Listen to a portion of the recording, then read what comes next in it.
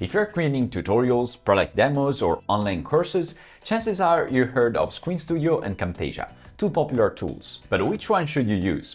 Let's find out. Let's start from platform support. Camtasia works on both macOS and Windows, making it a solid pick if you work across devices or collaborate with a team.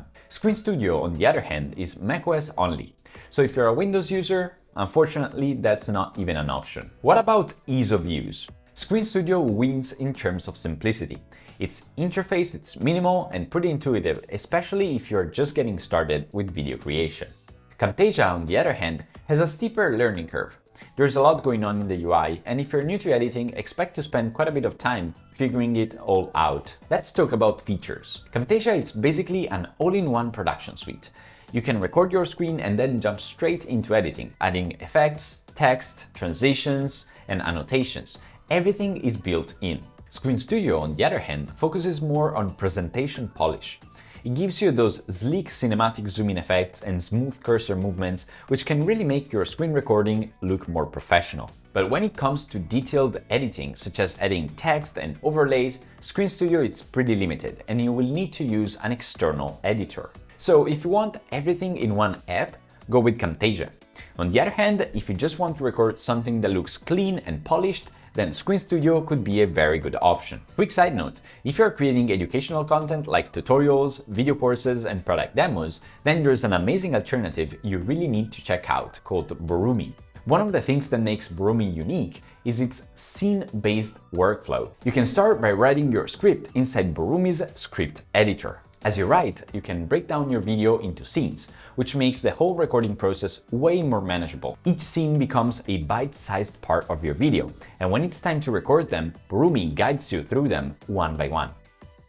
While recording, you'll see your script on the screen, so you never get lost. Moreover, you can focus on each scene individually, without having to nail the whole video at once. Once recording is done, Borumi stitches together all your scenes into the built-in editor. And this is where you can fine-tune everything. You can apply effects, trim the clips, and so much more, all within Borumi itself, without having to switch to another app or another subscription. And with Borumi, you get out-of-the-box, great-looking videos with transitions, animation, smooth cursors, and so much more, without having to do anything. You can also edit your video using transcript-based editing. This can save so much time when editing longer video compared to traditional timeline-based editing. And the greatest part is that Borumi comes as a one-time purchase, currently at $59, which makes it an exceptionally good value for your money. Check the link in the description if you want to try it out. Back to the video, let's talk about price. Camtasia starts at around $200 per year, but if you want the full suite, including Screencast and Audiate, you're going to spend more than $500 each year.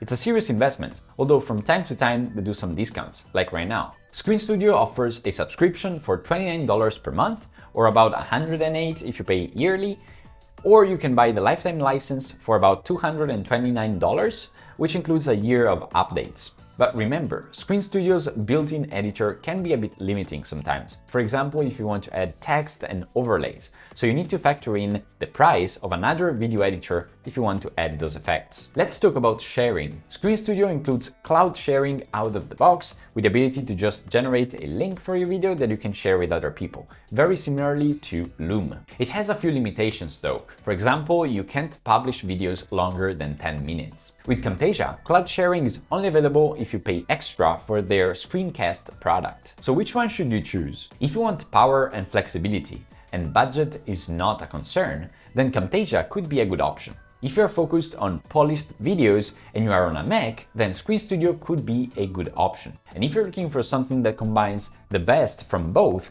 then Borumi might be the right tool, as it combines an easy-to-use interface with professional-looking results. Thanks for watching. If this comparison helped you out, please leave a like and subscribe to the channel. And let me know in the comments which tools are you using right now and why.